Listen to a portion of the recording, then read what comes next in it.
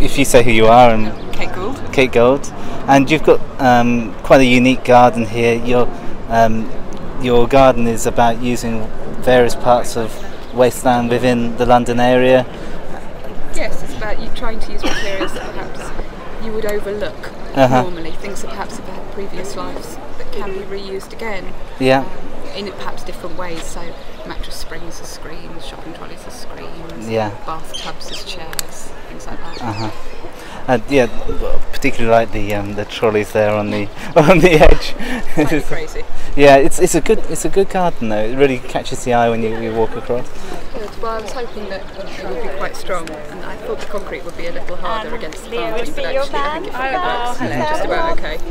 And what will happen after Chelsea? What will you do with the garden? We're going to see what happens this week, but we have got plans in motion that if it's not sold, that the trees will go back to the nurseries.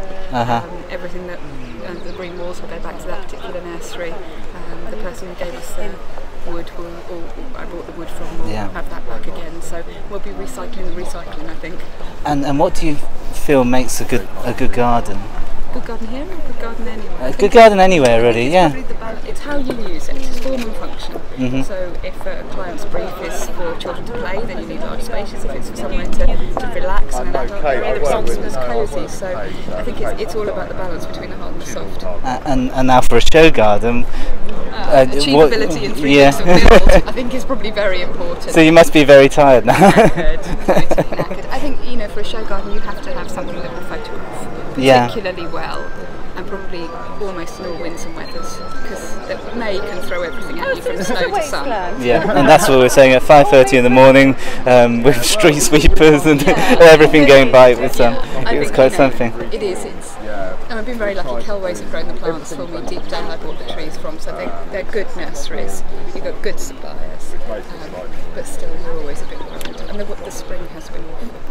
And it's very interesting that you're using gardens for sort of social good.